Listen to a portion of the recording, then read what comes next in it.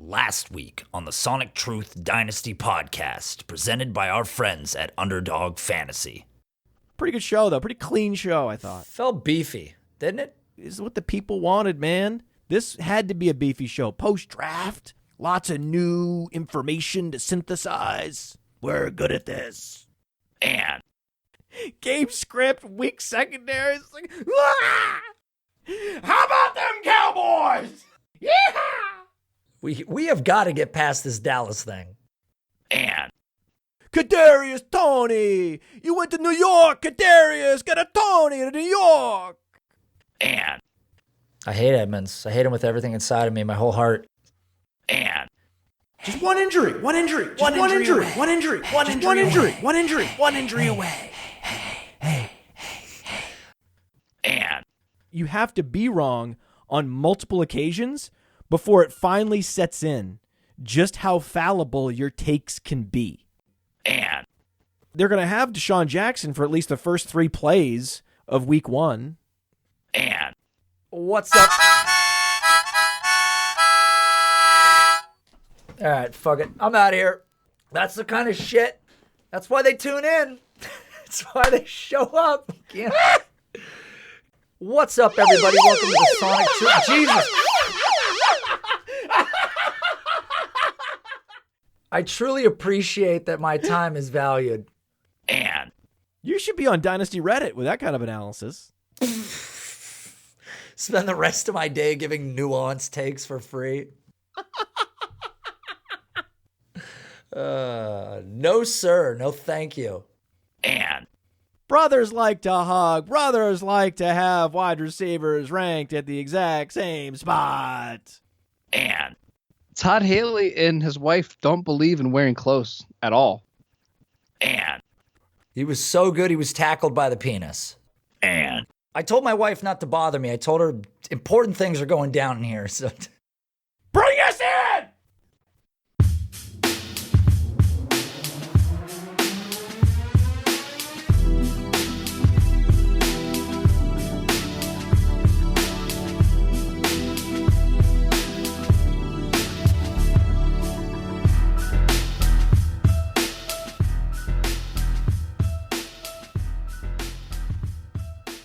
What's up, everybody? Welcome to the Sonic Truth Dynasty podcast. I'm your host, Nate List. You can find me on Twitter at @AnOutrageDew. And with me, as always, is Matt Kelly. You can find him on Twitter at fantasy_mansion. Matt, the pre-show, you got a lot off your chest. You have to be feeling good now. It's smooth sailing from here. I feel great. You want to know why I feel so great? Why? Because I've been following your advice on the Clear the Cash show, getting into card collecting. You know, I've been all in on Tony Pollard this year, collecting Tony Pollard cards. Give me the Prism auto, give me everything. But I did put my toe in the water last year before I started listening to Clear the Cash. So I did make one investment last year. It was a relatively unknown player. These were inexpensive cards. I think they were rookie cards, $20 a piece, mint condition, 10 out of 10. Now I'm interested. I have no idea what is that a briefcase? Is that a metal briefcase? We have a metal briefcase. Wow, these I must want be to unveil. I bought 3 of them. I bought them all out. They were I was like this is a screaming bargain. This is the new wide receiver 1. He could melt faces in a football market, in a zealous football market, right? Where some of the most rabid fans in the NFL. So I thought, this is it. This is when I strike. You ready? You ready for this? Okay, here we go. So let's take a look. We're gonna open the case. Open the case. Oh, it's a 70% open, okay? Smells like marijuana. Weird. Here they are. I'm dying. What do you got? Let's take a look. It's all the same card, 3 of a kind. The same card? Yeah, because I bought them all out. I have to know what this is. What is it, Justin Jefferson? They're rated at 10-0, gem mint, rookie cards. Who is it? Big time breakout player from last year. It's Justin Jefferson, isn't it? Oh, baby, I'm on the right track. I'm on a trajectory. This is why I'm so into card collecting now. You ready? You ready for this? Yeah. Is that Travis Fulgham? No. No.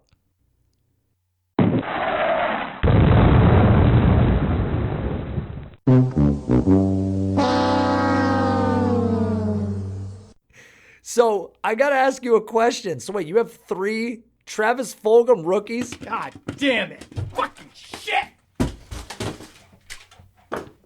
Worthless. Worst $60 ever spent, Travis Fulgham. What the hell was I thinking? 6th round pick. I mean, the sell window, I don't need to tell you, is a blip on the radar. It's long gone. It was a mistake. I should have started listening to Clear the Cash earlier, but the problem is you guys weren't even doing that show yet. That's true. If only the show were on the Underworld Network when I decided to make that foolhardy purchase. What an idiot. I mean, I'm embarrassed. I'm going to burn them. I'm going to put them in the fire pit. Well, not the plastic. I wouldn't do that to the environment. Yeah, true. But I'm going to keep the plastic. I'm going to put the cardboard in the fire pit. I don't want anyone to see it. I'm embarrassed. I don't want my wife or daughter to. They're like, why do you have a Travis Fulgham card? I'm like, I don't know. I don't think there's very many people. Because your husband and your father is a moron. He's a frivolous spender. Here's the thing. As long as you don't still have him rostered on Dynasty rosters, you're okay. I just want to tell you I'm sorry, man. Like that was my first football card purchase. Mm-hmm. It's going to motivate me. I'm going to actually tape it to the wall, and that'll be my motivation. Yeah. I'll shadow box to it every day as my motivation. I have to do better than this. Tony Pollard's definitely a better investment than Travis Fulgham, right? You can't do worse than Travis Fulgham at this point unless you have James Robinson cards. This is not a setup. This is not a bit. This is real. This was not some elaborate segment idea. Oh, what if we go buy some Travis Fulghams and backdate them, pretend we bought them last year, like a bunch of suckers. No. I really am that sucker. I really am that bad at card collecting. I have a long way to go to make up for that. We talked about this a year ago, and unfortunately, the hype and the trajectory didn't persist because you were really talking about you bought these cards and then he kind of fell off the map, and then you're like, next breakout game, I'm going to break these cards out again, and there just was no more breakout games. He was gone. It was just the rope was slipping away from me. Next thing I know, he's not getting any targets. Next thing I know, he's not starting. Next thing I know, he's not playing. It's over. Seems about right. Seems about right, Matt. He had like a 12-target game. Remember that? Barely. I was just a fool. It's just a fool. Well, look, I mean, here's the thing, and we talk about this on Clear the Cash all the time. The comparison of buying cards to playing Dynasty, it's a very applicable mentality. And for the people that didn't really believe in Travis Fulgham in the long term, they didn't buy any cards. And, in this case, in that moment, I think you bought into Travis Fulgham being better than perhaps he would be in the future. And, those cards probably don't make your $60 back on them, but, it was an inexpensive lesson learned. Speaking of fools, Ryan Lopes was tweeting about Kyle Pitts recently. That's kind of feels rough. Feels like a rough way to lead in. Ryan Lopes writes, the CDC said you should definitely keep drafting Kyle Pitts at his current ADP. And I would disagree with that on every level. So Kyle Pitts, seasonal league ADP is too high. Best ball too high. Dynasty too high. I would never draft Kyle Pitts at any ADP that I see because they're all really bad. And Ryan Lopes should be ashamed of himself. He's going to lose people leagues. You're, shots fired. I've told this to his face. I told him this last night. He's got to knock it off. Well, we've talked about the Kyle Pitts hype, and that's really what it is right now, right? It's unsubstantiated. There's still a better than non-zero chance that Kyle Pitts is actually not good at the NFL level. That's not likely, but it's possible. So for people to already be this far out in front, it's pretty crazy. considering the landscape of tight end, and that's really what's constantly being brought up. We have him rated very highly. Out of the box, he's a top 5 tight end. Out of the box. But we don't have any tight end ranked as high as any of the top wide receivers, and especially the top running backs, because tight ends don't score fantasy points. Even George Kittle, he only scored 15.6 fantasy points a game. That's not a wide receiver one. That was George Kittle in the games he played. And you go to TJ Hawkinson, Noah Fant, Dallas Goedert. These guys are in the 10 to 11 range of fantasy points per game. This is what you're getting. And these were exceptional prospects, all of them. Fant, Hawkinson, Goddard. What are you doing? What are you doing? Do you know Kyle Pitts' ADP in traditional leagues? I'm not talking Superflex. I'm just talking about traditional leagues because I'm on playerprofiler.com, and the Dynasty Deluxe package is incredible. It's got your Dynasty rankings. It's got your rookie rankings. It's got a draft planner, which shows the draft board for rookie drafts and startups. Trade finders. You go to it queries my fantasy league and looks for trades involving a player. The trade analyzer to weigh trades. Same functionality you have on the Dynasty Dominator app. An ADP tracker from my fantasy league where you can see the ADPs on startups and in rookie drafts, Superflex and tight end premium. If I just go to traditional leagues, not even tight end premium, rookie drafts, where's Kyle Pitts going? Best guess. I don't know. You tell me. You're not going to believe it. Okay, well, please tell me. I want to know. Guess. Take a guess. I'm sure if we're having this conversation, he's easily top 5. Yes, he's top 5. Do you think he is 5 or... My gut tells me he's higher than this. My gut tells me he's top 3. Kyle Pitts is the 103 in traditional.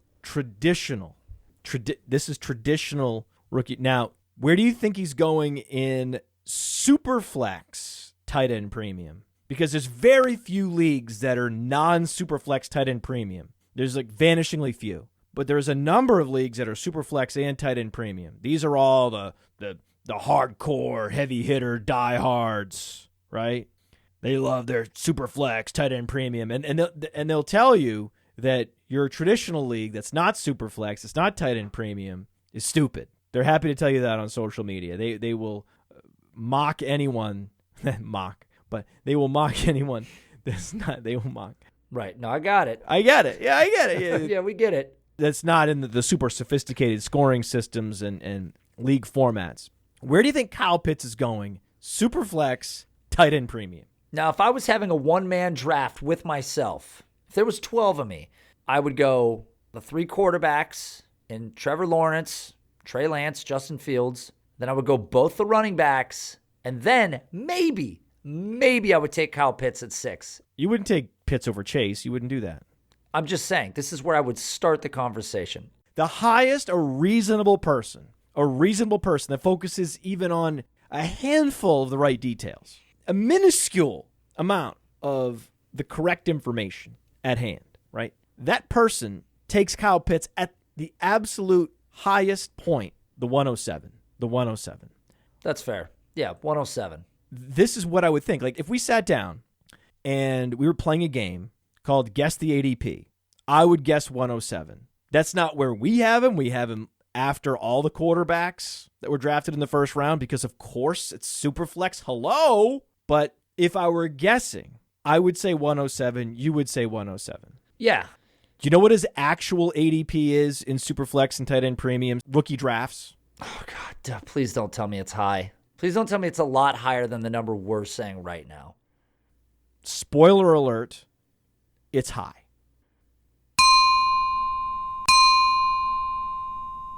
Shh. Spoiler alert. Is it higher than 104? Nate? No. Nate. No. This is real. This is courtesy of my fantasy league. This is not real. Kyle Pitts is going at the 102. Shut the fuck up. 102 over. So only Lawrence is ahead of him, I'm assuming then? I'm going to share my screen with everybody. What the fuck is going on here? It just doesn't make sense on so many levels that he would be the 102, that his composite average would be 102. In tight end premium, we don't need to go down this route again, but the time it takes for a tight end to break out, number one, just the absolute baseline to start the conversation, is multiple seasons typically. On any tight end you can name, it's multiple seasons to put up a prolific tight end one type season. So at a minimum, you're probably looking at 2 to 3 years before Kyle Pitts puts up an absolute monster season. That's my thoughts on it. I mean, we're looking at it with Fant. We're looking at it with Hawkinson. We've talked about this before. These other guys are probably more realistically on the cusp of like a big tight end season, a highly productive tight end season as they enter this age 24, 25 season. But for Kyle Pitts to go at 102 is such a negligent purchase in fantasy leagues, especially in Superflex. I mean, for fuck's sake, if you're going to take Kyle Pitts anyways, why wouldn't you trade back? You know nobody else is probably that ballsy to take Kyle Pitts. Trade back to 104. He's generational, man. He's generational. And I agree. If there was going to be the next Travis Kelce, who's a once every 10 years tight end, because remember, the top 3 tight ends in fantasy football the last couple of years is Kelce, it's Waller, it's George Kittle. George Kittle was a 4th-round pick in dynasty rookie drafts. Darren Waller was not drafted in dynasty rookie drafts. So the last premium asset in dynasty rookie drafts or dynasty startups that ended up paying off and enduring, it was Travis Kelce. That was 10 years ago. So the gamble is Kyle Pitts is a once every 10 years outlier. How can you make that wager? How could you do that? How? These are incredibly valuable assets. And the bust risk on tight ends in general is higher than other positions. The number of fantasy points they score is lower than the other positions. So the bust rate is high and the production is low relative to the other positions. So it is fiscally irresponsible to use an early 1st-round pick on a tight end. If you want to use a late 1st-rounder on Kyle Pitts, push the button. But we're talking about 102, 103, depending on the format, which is absolutely asinine. Here's the issue.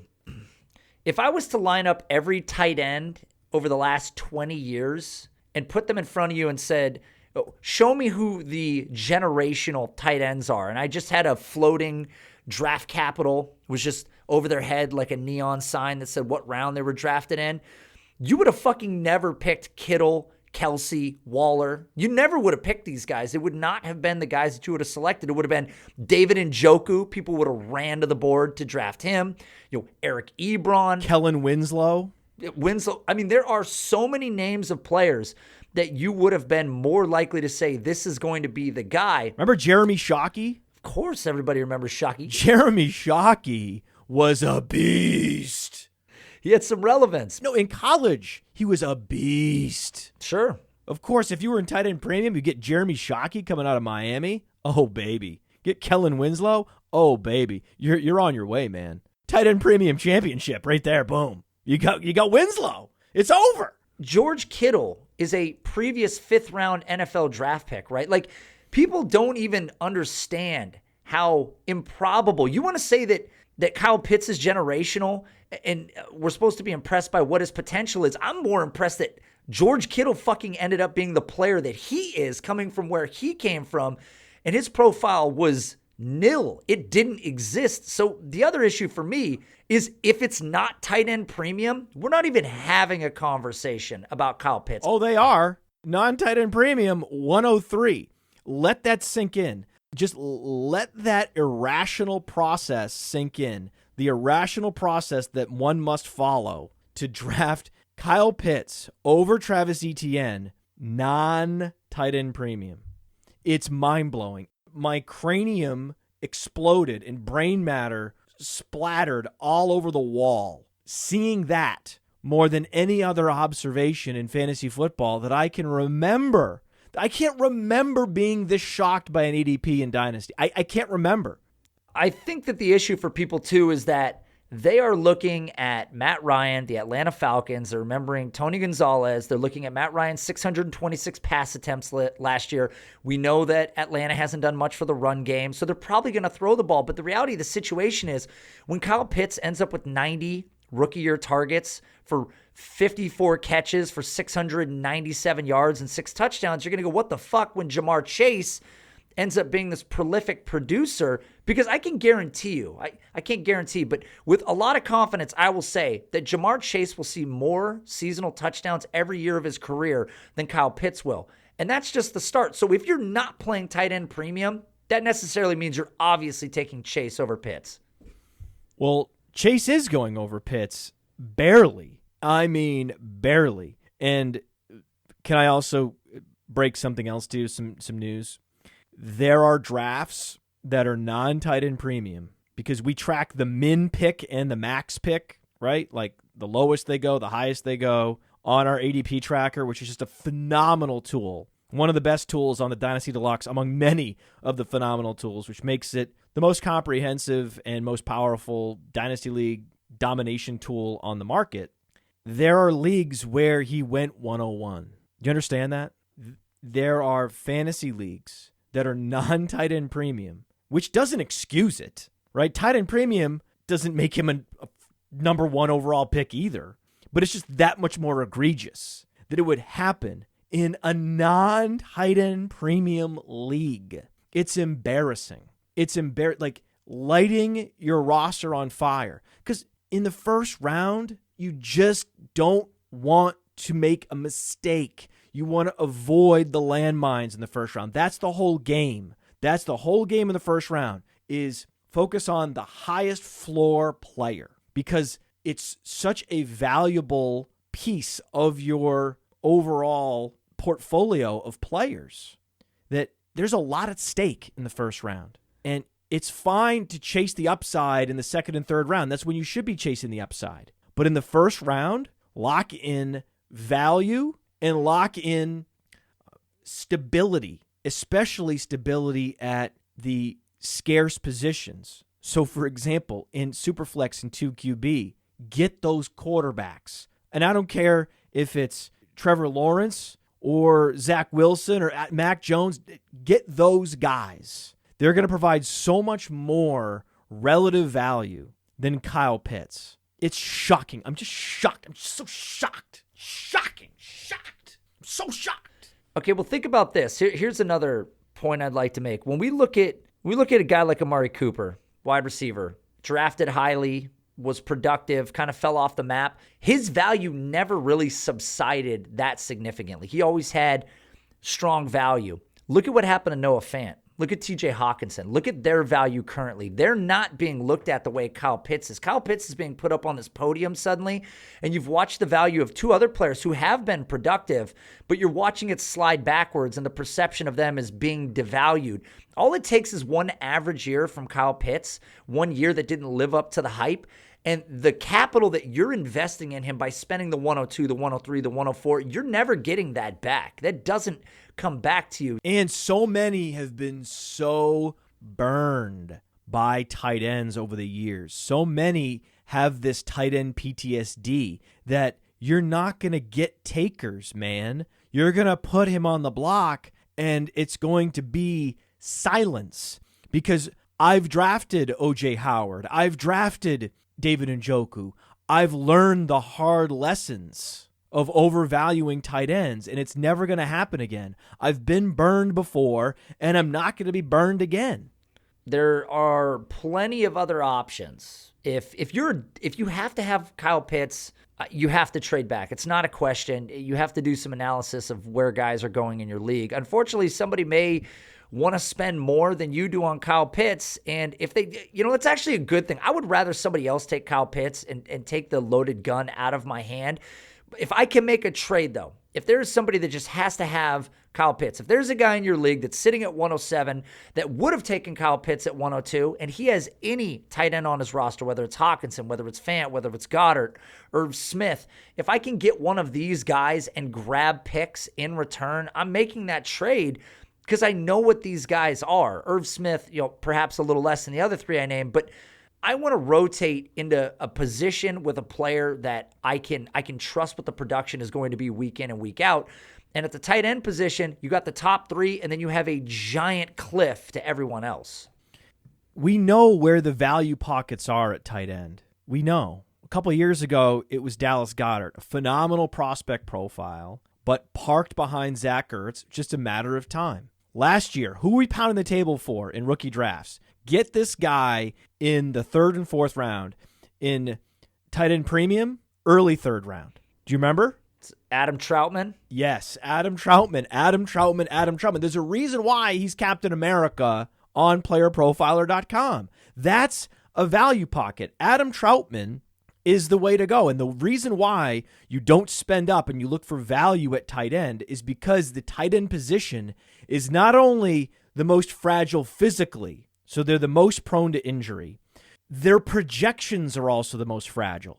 So when we look at historical projections, both seasonal and long-term dynasty projections, the average projection is more incorrect of tight end future production than wide receivers, running backs, or quarterbacks. They're much harder to identify, and you can go back to all the first-round picks drafted in the NFL draft, from Kellen Winslow to Brandon Pettigrew. The list of busts is so long. Think about Eric Ebron. Right? Eric Ebron's actually been modestly productive, but he was the 10th overall pick. That was egregious. Time and time again, the NFL is reaching at tight end, not knowing who the hell is going to break out. Think about the best tight ends of the last decade. 3rd round pick, Rob Gronkowski. Late round pick, Travis Kelce. Late round pick, George Kittle. Free agent, wide receiver convert, Darren Waller. It's incredibly difficult to project the top 12 tight ends for 2021. And it's incredibly difficult to project who's going to score points at the tight end position over the next 5 years for dynasty leagues. This is something that those of us that have actually done the work of creating projections, it's the reality that has stared us directly in the face. And that's why the lifetime values on tight ends are relatively low. When you look at the overall rankings on the Player Profiler Dynasty Deluxe package, many are surprised at how low the tight ends are. But it's because of positional fragility and the anemic production of tight ends historically. You're better off throwing a few darts on an Adam Troutman and a handful of other upside plays at the tight end position, knowing that one of them might break out. And if they give you 13 fantasy points a game, that's a huge win. Be happy with that. And the other thing, I know you and I have talked about this in the past, but I looked at Travis Kelce. I took Kelce's 5 best seasons, put them together, made an average, and said, okay, if this was Kyle Pitts' average production in tight end premium, where would he be in terms of equivalent value to quarterbacks? Because on my rankings, and it looks like similar to you, your rankings, every quarterback that's available in this draft, the top 5 at least, are all ranked ahead of Kyle Pitts. Yes. This is not close. Okay. See, it's not close, Nate. It's not an argument. It's not a debate. And I know that we are open to diverging points of view. You think I'm going to call up Ryan Lopes and tell him not to tout Kyle Pitts on the Breakout Finder show? Of course not. Every host sets their own agenda. It's not my job to control takes. I'm not the take police of the underworld. You can listen to a spectrum of takes on players. And it's a marketplace of football ideas, and then the audience gets to choose based on the evidence presented. How strong is the argument? And the argument for drafting Kyle Pitts over the big 5 quarterbacks is non-existent. And the other thing, though, that needs to be added, if you get Kyle Pitts, again, if he's the average of what Kelce's been at his best, that's the equivalent of like the QB 17 overall. If Mac Jones, Zach Wilson hit a high trajectory and end up a top 10 quarterback, they outscore Kyle Pitts by 60 to 80, 90 fantasy points over the course of a season. So that difference in ceiling, I'm putting Kyle Pitts already at an an incredible height in this scenario and not giving any credit to Wilson or Jones that if they just end up top 10, they're going to outscore them routinely. And I know people's argument continuously is that the tight end is a scarce position. They're rare to find, but that's the same as running back. Why do you think they're rare to find? Why do you think they're rare to find? Why? Instead of running out to best case scenario, found money, Kyle Pitts. No, he hasn't taken a snap in the NFL yet. There's a reason why they're so... You want to know the biggest reason why they're so hard to find? This is the biggest reason. And it's so fundamental that you miss it. WR, what does that stand for? TE, what does that stand for? Is the word receiver in that anywhere? You want to know why? Tight ends are not the primary receiver in the passing game. Even in Kansas City, the first read is to Tyreek Hill. Is Tyreek Hill getting loose deep? That's where the ball goes. Then you look for Travis Kelce. The first read in every offense, with the possible exception of Darren Waller when he's split out wide in Las Vegas, is to the wide receiver. The NFL is a wide receiver-centric sport. So the idea that you would draft Kyle Pitts over Jamar Chase for that specific reason is insane, because they are equivalent prospects at their respective positions, but one happens to play the position that is funneled targets, while the other finds themselves sometimes blocking, sometimes running routes, and often getting caught in congested areas where the quarterback cannot target them and never looks their way. I thought air yards matter. I thought target depth matters. Well, wide receiver target depth on average is much deeper with much more fantasy point scoring potential than tight ends. People keep comparing Kyle Pitts to Darren Waller. We keep hearing that comp. Darren Waller was a guy drafted in the 6th round that struggled for 3 seasons to make it as a wide receiver, had to then convert to tight end. I mean, this is the most outlier case of all outlier cases that exist to be this fantasy relevant at age 27 after not producing for 3 years as a fucking wide receiver after being drafted as a wide receiver is so crazy. So it's like, what you're doing is, just like you said, you're running out to best case scenario, because I would never want a tight end to be comped to fucking Darren Waller. That's the last guy that I want you to comp a tight end to. If it was for your life and I asked you, who's going to score more fantasy points this year, Kyle Pitts or Anthony Ferkser, you would pick Kyle Pitts. I would pick Kyle Pitts. But you know what? You know what, Nate? I wouldn't feel good. I wouldn't feel good. The sword of Damocles hanging over my head. That's how I would feel about that. I wouldn't feel confident about that at all. I would feel fucking terrified of Anthony Ferkser. Anthony Ferkser. That perfectly illustrates the fragility of the position. Because even in the deepest dynasty leagues, you have dynasty leagues that are 30, 35, 40 players deep, 12 teams. Most players are rostered that are going to be scoring fantasy points. And yet, even in these super deep leagues, breakout tight ends are available in late August.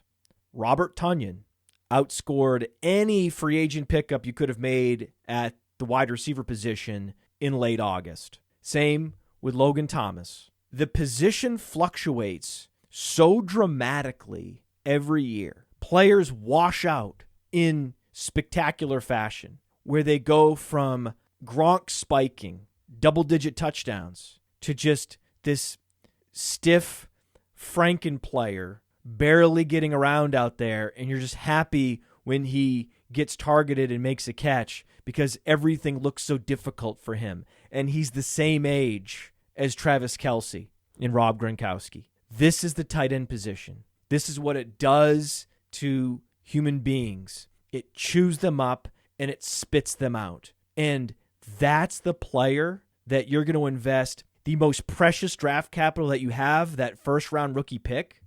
It's completely befuddling. I always hear people tell me when I talk badly about James Robinson and I insult the James Robinson fantasy owners that are still holding him because you guys are all out of your fucking minds and you should have traded him last year. They go, Nate, But no fantasy roster is perfect. You have to have guys like this on your roster. And it's like no fantasy roster is perfect because you make bad picks in the first round. No fantasy roster is perfect, which is a fact. And I would rather invest in the running back position because at any matchup in fantasy football, unless you're in a complete pushover league, there's going to be a battle of scarcity at some position as you enter a matchup with somebody, whether it's your wide receiver 3 and they've got all wide receivers, or you're the guy that's got Kelsey and he doesn't have a tight end, but he has the running backs. You're just distributing this math one way or another. And for me, I'm avoiding the risk. This whole conversation is risk. Nobody's saying Kyle Pitts won't be exceptional. The first round is all about risk management. It's not about shooting the moon. Shoot the moon in rounds 2, 3, and 4 in rookie drafts. Manage risk in round 1. But you don't even have to shoot the moon if you can make a deal to end up with Noah Fant. We've talked about this. Like, I would rather, if I'm at 102 and somebody is a fucking diehard for Kyle Pitts, I will trade back to 106 and take Noah Fant, or 108 and Noah Fant, whatever it takes to lock up a guy that's going to be as productive as he will be. Because I can't tell you definitively that Kyle Pitts will ever outscore Noah Fant. You can't tell me that's potentially possible. They're comparable. They're comparable athletically, and they're comparable with their college production. And they were both first-round picks. And yet, one player is viewed as this roster savior, and the other is viewed as a coin flip, whether he'll ever be a tight end 1 at all. And it makes no sense. We've been way out ahead on Adam Troutman in particular, just like we were way out ahead on Dallas Goedert in previous years, where we were posting up Adam Troutman among the top 12 tight ends in Dynasty. Like, well, that's too early. No, it's not too early. Adam Troutman was completely dominant. He was more dominant at Dayton than Kyle Pitts was at Florida. And I know it's Dayton, it's not Florida, but 38% dominator rating for Adam Troutman, and then he dominated major conference defenders at the Senior Bowl. I was there and talking to him. He also has one of the best size-adjusted agility scores in the playerprofiler.com database, and agility score is more predictive of future tight end production than any other position. And not only that, when he did get playing time last year, he had the highest catch rate among NFL tight ends. 93.8% catch rate, 16 targets, 15 receptions. The guy caught everything thrown his way. And you want the kicker? You want the cherry on top of this Adam Troutman Sunday? I want it. Number 1 run blocking grade on Pro Football Focus. So he's going to be on the field. He's going to be on the field in every game situation. He's been super efficient at the NFL level already. I know small sample, but when called upon, he was excellent. And he was completely dominant at Dayton and against his peers, future NFL players, at the Senior Bowl. This is the player you target, because in tight end premium, you can offer a second-round pick and just lock in Adam Troutman. That's the move. And then go ahead and draft, Travis Etienne, or draft, maybe Trey Lance instead of Kyle Pitts. What are you people doing? The idea that it shocks me that with Trey Lance in particular, if his upside is that of potentially the best mobile quarterback in the NFL, you're seriously looking at, in non-tight end premium, I'm not making this up, you're potentially looking at a difference of, 100, and I mean, on an average year, it could be 150 points maybe on a blow-up year for Trey Lance. So you're leaving so many fantasy points on the table, and the quarterback floor is higher anyways. I mean, again, Kyle Pitts' average, when we're talking about equivalency to quarterback production for his career, could be like the QB 12, 15. I mean, I'm not ready to trade that for a better prospect. Kyle Pitts' dominator rating actually dropped on Player Profiler. We've updated our logic for calculating dominator rating and yards per reception in partial seasons. So with Kyle Pitts, instead of just extrapolating that final year, 2020, where he only played 8 games, if you only play 8 games, we don't just extrapolate. Instead, we extrapolate, but then we also factor in your next best season. So it's equally weighted. Your extrapolated final season and your next best season instead of just a full extrapolation, because then you're taking Jalen Waddle's final season as the sole source of his dominator rating, where he only played a handful of games, and that can be a distorted view of reality.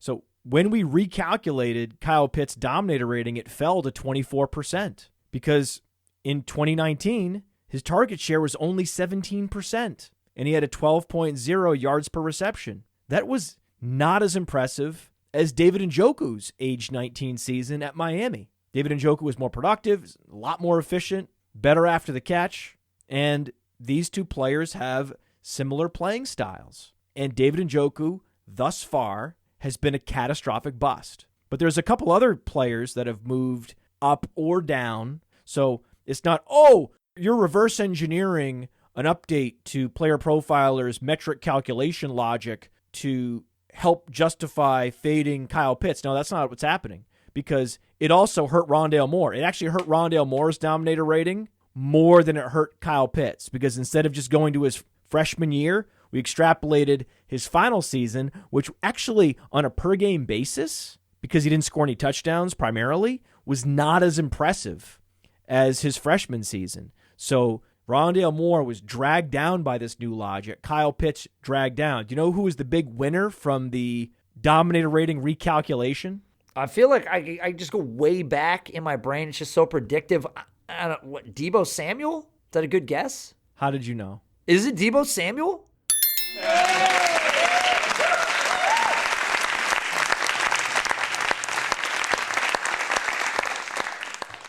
Dude. Come on.